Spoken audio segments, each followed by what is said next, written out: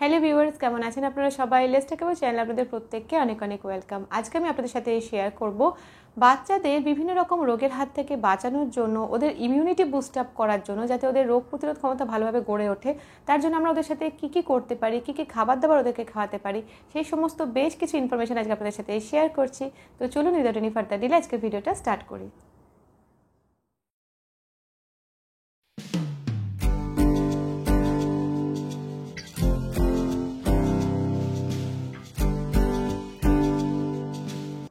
Season চেঞ্জের সময় হোক বা যে কোনো রকম ভাইরাল ইনফেকশন হোক বা বৃষ্টি বাদলের দিন হোক, এই যে কোনো এরকম টাইমগুলোতে দেখবেন বাচ্চারা চট করে অসুস্থ হয়ে পড়ে। মানে ওদের সর্দি কাশির সমস্যা লেগে থাকে, মাঝে মাঝে হয়তো ওদের জ্বর হয়, ওদের পেটের সমস্যায় ভুগতে দেখা যায়। তো এক্ষেত্রে বাচ্চাদের ইমিউনিটিটা যদি ঠিকঠাক মতন তৈরি হয়, তাহলে কিন্তু আমরা ওদেরকে অনেকটাই সুস্থ রাখতে পারি এবং ওদের ওই চট করে অসুস্থ হয়ে পড়ার হাত থেকে আমরা ওদেরকে ইজিলি বাঁচাতে পারি। তো কী আমরা করতে পারি ওদেরকে সুস্থ রাখার জন্য, সেগুলো একটা একটা করে আপনাদের সাথে শেয়ার করছি। ফার্স্টেই আপনাদের সাথে যেটা শেয়ার করব সেটা হচ্ছে, বাচ্চাদেরকে সুস্থ রাখতে গেলে ওদের মধ্যে ইমিউনিটি ঠিক মতন তৈরি হওয়া দরকার। এবার অনেক সময় যেটা আমরা করে থাকি সেটা হচ্ছে, একটু কিছু অসুস্থতাতেই আমরা খুব ব্যাকুল হয়ে পড়ি, অস্থির হয়ে পড়ি এবং অনেক সময় নিজেরাই আগে হয়তো ডক্টর কোনো একটা ওষুধ দিয়েছিলেন, কোনো অ্যান্টিবায়োটিক দিয়েছিলেন বাচ্চাকে কোনো সময় খাওয়ানোর জন্য, আমরা নিজেরাই নিজের থেকে কী করি, বাচ্চাদেরকে অ্যান্টিবায়োটিক খাইয়ে দিই বা ওষুধ খাইয়ে দিই। প্রত্যেকবারই যদি আমরা বাচ্চাকে অসুস্থ হলেই সাথে সাথে ওষুধ খাইয়ে দিই, ওদের মধ্যে রোগের সাথে লড়াই করার যে স্বাভাবিক ক্ষমতাটা সেটা তৈরি হয় না। এই লড়ার ক্ষমতাটা তৈরি হয় না বলে ওরা চট করে কিন্তু পরবর্তীকালে বারবার অসুস্থ হয়ে পড়ে এবং একটা সময় গিয়ে এমনও দেখা যায় যে ওষুধটাও ঠিক মতন আর কাজ করে না। এই কারণে বাচ্চা যদি একটু অসুস্থ হয়ে পড়ে, তো প্রাথমিক অবস্থায় অসুস্থ হয়ে পড়ে মানে ধরুন সাধারণ সর্দি কাশি হয়েছে বা ধরুন বাচ্চার একটু সামান্য পেটের সমস্যা হয়েছে, এরকম সাধারণ যে সমস্ত অসুস্থতাগুলো হয় সেগুলোতে না প্রথম কিছুটা সময় আমাদের অন্তত একটু দেখা উচিত যে বাচ্চা নিজে কিভাবে ওটাকে সুস্থ করছে। কিছু খাওয়া দাওয়ার মধ্যে পরিবর্তন এনে একটু দেখা উচিত যে সেটা বাচ্চার ওটাকে কাটিয়ে উঠতে পারছে কিনা নিজের থেকে। যদি দেখা যায় যে না, অবস্থাটা ঠিক হচ্ছে না, হোম রেমেডি ট্রাই করেও কোনো ফলাফল হচ্ছে না, সেক্ষেত্রে তখন আমাদের ডক্টরের কাছে অবশ্যই যাওয়া উচিত। বাট নিজের থেকে কখনোই ওষুধ কিনে কিনে বাচ্চাদেরকে খাইয়ে দেবেন না। সেকেন্ড যেটা শেয়ার করবো সেটা হচ্ছে, বাচ্চাদের ইমিউনিটি বুস্ট আপ করার জন্য, আমাদের ভেতরকার ইমিউনিটি বুস্ট আপ করার জন্য, ধরুন একটু ফোটানো গরুর দুধ রয়েছে, তারপর আপনি বাচ্চাকে সেই দুধটা খাওয়াবেন। তো সেখান থেকে বাচ্চা একেবারে যতটা দুধ খেতে পারে সেইটুকুনি নিয়ে নিন, তারপর তার মধ্যে পিঞ্চ অফ কাঁচা হলুদ দিয়ে সেটাকে আরেকবার একটু ফুটিয়ে নিন, ফুটিয়ে সেটাকে নর্মাল টেম্পারেচারে এনে নিন। তারপর সেই দুধটা যদি বাচ্চাকে খাওয়ানো যায়, এতে কিন্তু বাচ্চাদের ইমিউনিটি ভেতর থেকে বুস্ট আপ করে। অবশ্যই দেখে নিতে হবে যে বাচ্চার পেটে সহ্য হচ্ছে কিনা, এই জন্য পিঞ্চ অফ হলুদ দেবেন, খুব বেশি মাত্রায় দেবেন না।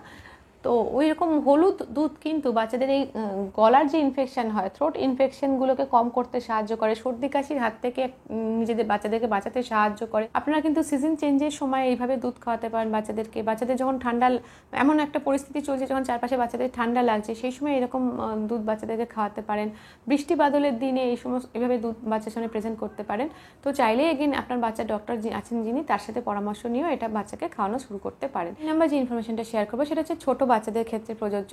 বাচ্চাদেরকে যতদিন পারবেন, মানে ধরুন একদম নিউবর্ন বেবি থেকে তো বটেই, প্রথম 6 মাস তো অবশ্যই, তারপরেও বাচ্চাকে 1 বছর 1.5 বছর পর্যন্ত যদি আপনি মনে করেন বাচ্চাকে ব্রেস্ট মিল্ক খাওয়াবেন, তো অবশ্যই খাইয়ে যান।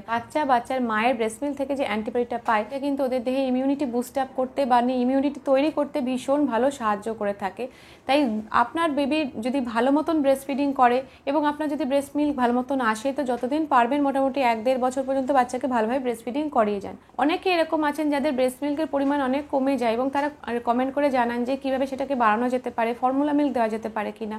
তো সেক্ষেত্রে মনে রাখবেন, ফর্মুলা মিল্কের মধ্যে সমস্ত ভালো ভালো উপাদান থাকলেও ফর্মুলা মিল্কের মধ্যে কিন্তু মায়ের ব্রেস্ট মিল্কের মতন অ্যান্টিবডি থাকে না। আর এই কারণেই আপনার ব্রেস্ট মিল্কের পরিমাণ যদি কমেও যায়, তো আপনি সেই ব্রেস্ট মিল্ক বাড়ানোর চেষ্টা করতে থাকুন এবং যতটুকুনি ব্রেস্ট মিল্ক তাতে তৈরি হচ্ছে, সেই ততটুকুনি ব্রেস্ট মিল্ক আপনি ফর্মুলা মিল্কের পাশাপাশি বাচ্চাকে রেগুলার বেসিসে খাইয়ে যান। নেক্সট, মানে 4 নম্বরে যে পয়েন্টটা বলবো সেটা হচ্ছে, বাচ্চাকে ভিটামিন সি যুক্ত খাবার দাবার খাওয়ান। যখন থেকে বাচ্চা মোটামুটি বাচ্চার বয়স 1 বছর হয়ে যাবে, সেই সময় থেকে 1 বছরের আগে সাধারণত যেহেতু ভিটামিন সি যুক্ত খাবারগুলো টক হয়, তো 1 বছরের আগে বাচ্চাদেরকে এই টক জাতীয় খাবার খাওয়ালে কি হয়, বাচ্চাদের দই তোলা বা গ্যাস হওয়ার মতন সমস্যা হয়ে থাকে অনেক সময়। তো এই কারণে যদি একটু মিষ্টি মিষ্টি মৌসুমি লেবু পান, তাহলে 1 বছরের আগে থেকে বাচ্চাকে খাওয়াতে পারেন মৌসুমি লেবু রস।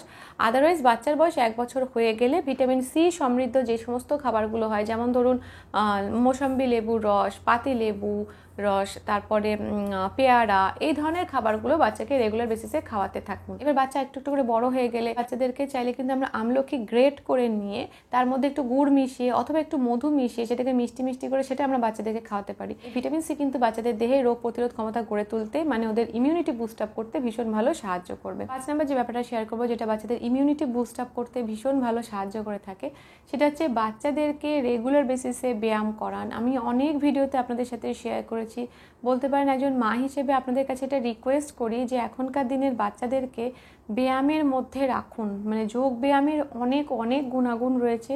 আপনাদের বাড়ির কাছে যেখানে যোগ ব্যায়াম শেখানো হয়, বাচ্চাকে বাচ্চার বয়স বুঝে বুঝে তারা ব্যায়াম শেখাবেন এবং বাচ্চাকে নিয়মিত সেই ব্যায়ামের প্র্যাকটিসের মধ্যে রাখুন। এই ব্যায়ামের হাজার একটা উপকারিতা আছে যোগ ব্যায়ামের।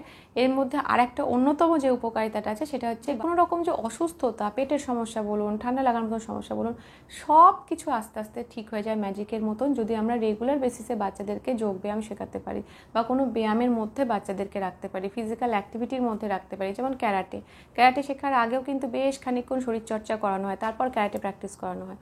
তো এই ধরনের কিছু অ্যাক্টিভিটির মধ্যে যদি বাচ্চাকে রাখা যায়, বাচ্চাদের শরীরের ভেতর থেকে ওদের একটা ইমিউনিটি তৈরি হয় যেগুলো বিভিন্ন রকম সমস্যার হাত থেকে, অসুস্থতার হাত থেকে ওদেরকে বাঁচাতে পারে। যেটা আপনাদের সাথে শেয়ার করবো সেটা হচ্ছে বাচ্চাদের ইমিউনিটি বুস্ট আপ করার জন্য বাচ্চাদেরকে মাঝে মাঝেই বা কিছুদিন বাদে বাদে চিকেন স্যুপ খাওয়ান। চিকেন স্যুপ কিছু ভেজিটেবল দিয়ে তার সাথে একটু মিষ্টি আলু অ্যাড করে, একটু রসুন, অবশ্যই রসুনটাকে ওর মধ্যে অ্যাড করবেন, একটু রসুন অ্যাড করে, সামান্য একটু গোলমরিচ অ্যাড করে, ঘি অথবা মাখন দিয়ে বাচ্চাকে চিকেন স্যুপ বানিয়ে খাওয়ান। যদি সব কিছু আমরা মেনে চলি, মোটামুটি বাচ্চা ব্যায়াম করছে, বিভিন্ন জিনিস খাওয়া দাওয়া ঠিক মতন করছে, ভিটামিন সি যুক্ত খাবার খাচ্ছে, তো এর সাথে সাথে এই যে চিকেন স্টু বলুন বা চিকেন স্যুপ যেভাবে বললাম, সবজি দিয়ে, মিষ্টি আলু দিয়ে, তারপরে গোলমরিচ, রসুন দিয়ে, ঘি দিয়ে অথবা মাখন দিয়ে বানিয়ে যদি আমরা বাচ্চাদেরকে একদিন বাদে বাদে বা দুদিন বাদে বাদে একটা ধারা মেনটেন করে রেগুলার বেসিসে খাওয়াতে পারি, তো এটাও কিন্তু বাচ্চাদের খেতেও ভালো লাগবে এবং এর থেকেও বাচ্চারা কিন্তু যথেষ্ট পরিমাণে পুষ্টি পায়।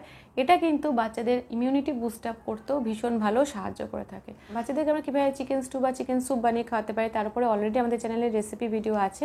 আপনারা চাইলে কিন্তু ইউটিউবে সার্চে গিয়ে জাস্ট লিখবেন let's talk about baby care chicken soup recipe for babies and kids বলে সার্চ করলে আমাদের চ্যানেলের ভিডিওটা দেখতে পাবে। 7 নম্বর যে ইনফরমেশনটা শেয়ার করব সেটা হচ্ছে বাচ্চাদেরকে সুস্থ রাখার জন্য, মানে বাচ্চাদের দেহে যাতে ইমিউনিটি ঠিক মতন তৈরি হয় তার জন্য খুবই গুরুত্বপূর্ণ ব্যাপার, যেটা আমরা অনেক মা বাবারাই নেগলেক্ট করি, সেটা হচ্ছে বাচ্চাদের আনহেলদি খাবার দিয়ে থাকি, সেটাকে একদম বাদ দিয়ে দিন। বাচ্চা নিজে কত নরম একটা বাচ্চা, তার ভেতরে যে সমস্ত অঙ্গগুলো রয়েছে, স্টমাক, লিভার, সমস্ত কিছু কত মানে ডেলিকেট, ওগুলো কত আরও যত্ন করে ওদেরকে রাখা উচিত। সেইখানে আমরা মা বাবা হিসেবে এমন এমন খাবার দাবার খাওয়াচ্ছি, চিপসের প্যাকেট দিয়ে দিচ্ছি, খেতে দিচ্ছি, বার্গার খাওয়াচ্ছি, পিৎজা খাওয়াচ্ছি, এগুলো কি প্রচণ্ড পরিমাণে ক্ষতিকর, সেগুলো আমরা ভুলেই যাই। আবার ভুলে গিয়ে রেগুলার বেসিসে যেগুলো খাওয়াই, আবার এমন অনেক মা বাবা আছেন যারা মনে করেন কি এই তো মাসে একবারই হয়তো খায় বা সপ্তাহে তো 2 বার খায় বা মাঝে সাঝে খায়, কিন্তু কখনোই আমরা এটা মনে করি না যে এই যে যেটা বাচ্চাকে দিচ্ছি খেতে, এটা একটা ক্ষতিকর জিনিস ওকে দিচ্ছি। যখনই আপনি এটা মনে করতে শুরু করবেন যে আমি বাচ্চাকে নিজের হাতে একটা খাবার দিচ্ছি যেটা ক্ষতিকর করবে ওর, সেইটা ভেবে যখন দিতে যাবেন তখনই কিন্তু আপনার ভেতর থেকে এই ব্যাপারটা দিতে গিয়ে আপনাকে নিজেকেই নিজে আটকে দেবেন যে না, আমি এটা দেবো না, কারণ এটা অ্যাকচুয়ালি ক্ষতিকর।